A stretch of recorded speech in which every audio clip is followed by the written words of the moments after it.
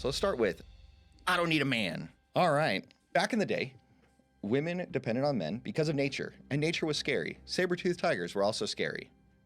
We don't see saber-toothed tigers out on the streets nowadays.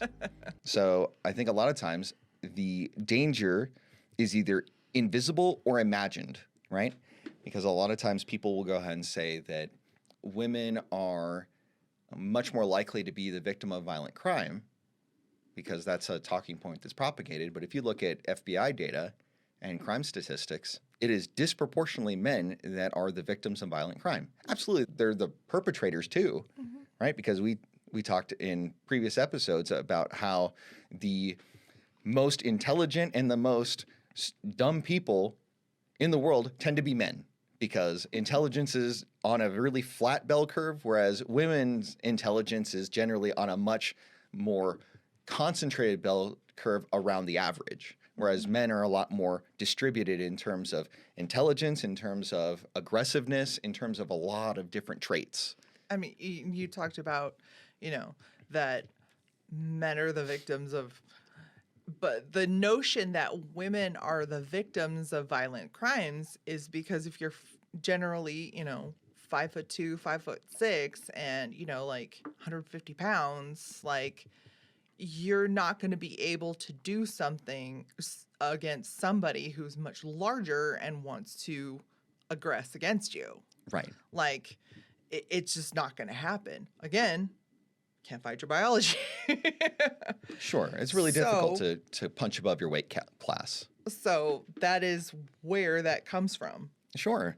And the thing is, up until recently, the idea is, hey, we can depend on the good men of society to help buttress those things for the protection of women.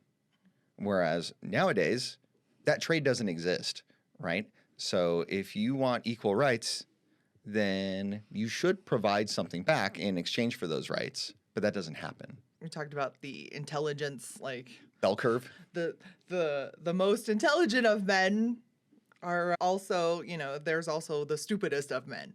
But if you have, your own biology, as women on the smaller side, clearly I'm not of that population. I am 6'1". But most women are going to manage that risk. Yes. With their activities.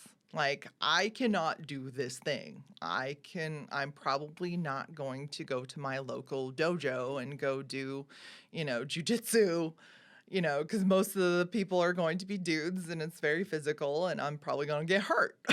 Sure. But even just in life, I'm not going to go, jump a lake or a bunch of, junk cars on a motorcycle because I cannot do the thing that's going to protect me from getting hurt doing that thing. Sure. And it's interesting because, the risky behaviors typically are men doing the riskiest things and the most conservative things because of that way that general traits are distributed amongst men. Yeah. Well, one, the risk management kind of thing from your biology and also hormones. Now, another piece of the I don't need a man is the idea of being liberated. We talk about women's liberation all the time. And a lot of times they're talking about being liberated from the patriarchy, the bonds of the patriarchy, right? As if they're handcuffed to a bed to just be broodmares all the time. And generally, we're talking about that society that is rooted in that old contract, but it is a society that evolved with that in place. Now we're talking about completely transitioning to a new contract and doffing the old one. And then what do we have to kind of anchor us to a generally civilized society? Sure. At this point. You don't have anchors because you don't have the stability that came with a lot of the things that came from the old contract. So you want to just kind of scrap that entirely and then forge a new society with nothing to anchor it to. Obviously, that's going to spiral out of control at some point. Sure. As we have seen. Well, we've seen that. And then we also see this idea that people want to, going back to the idea of a cafeteria, they want to pick and choose the best things from the old world and then not have the corresponding responsibilities that come with those benefits. And those are really and truly substantially the anchor points. Right. It's the stabilizing force. So when you talk about being liberated from the patriarchy, it's also a misnomer, right? Because, I mean, it's not the individual man that is the patriarch, generally speaking, when you're looking at the patriarchy as the big boogeyman that feminism puts it out to be. It's usually this really small, select group of men that have the ability to control the levers of power in a society. It's not the common man.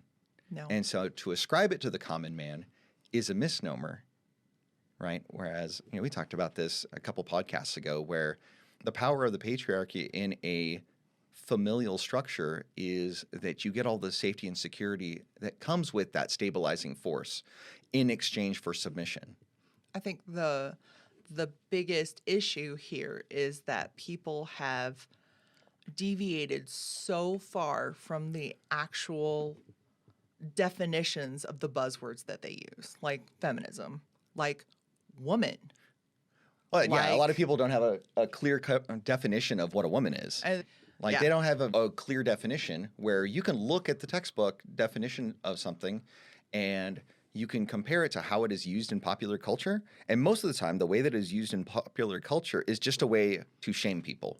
Yeah. It is shaming It's a language. cudgel. I don't like what you're saying, and I perceive it as a veiled threat against this group of people, so I'm going to go ahead and use this shaming language on you. Yeah, anybody who has a moral code that they personally subscribe to, and they just put forth their own kind of like, this is how I see it, and instantly they get back, you're a homophobe, you're a bigot, you're a racist. It's like, I am literally not, I do not care about the color of your skin in this. Like, we were talking about a personal, a personally held, like, morals, values, and ethics that govern my life, and we're having an exchange of ideas, but then all of a sudden you throw that up. That's a complete wall.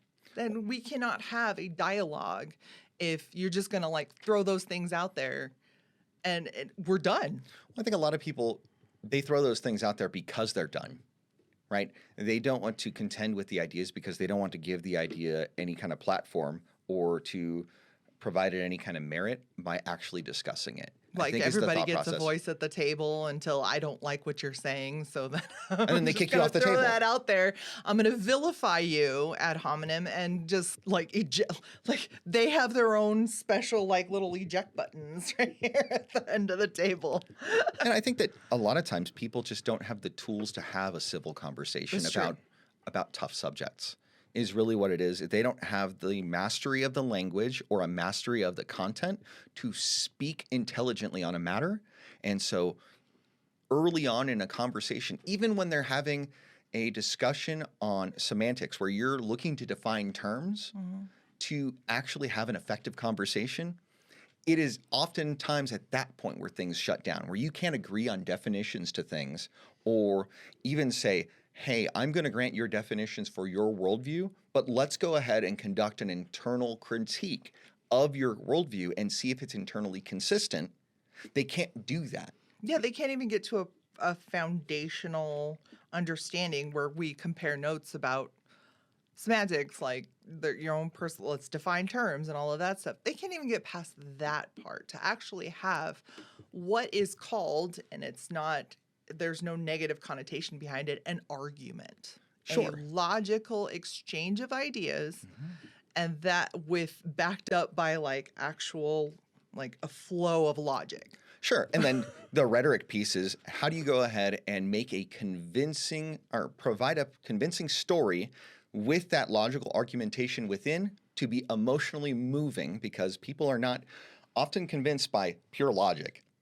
Most of the time they're convinced by emotion. The delivery. The delivery is a lot of times what matters, right? Is how do you package this truth in a way that people can take it? For a lot of what's prevalent in people's rhetoric is rhetoric they've heard, they want to adopt, so they just parrot it back with all of the emotion behind it that made it appealing to them in the first place. With none of the cognitive discernment of understanding why it is the way it is to begin with. because they probably haven't done the work to look at their lifestyle, to look at their thought processes, and look at it from first principles and move on from there. Because very few people have done that because it takes work. Yeah. Hey, thanks for watching this clip. If you'd like to see more from this podcast, you can go ahead and click here, where the podcast episode is linked in its entirety. If you're new here, you might want to consider subscribing right here. Thanks so much. Make it a great day.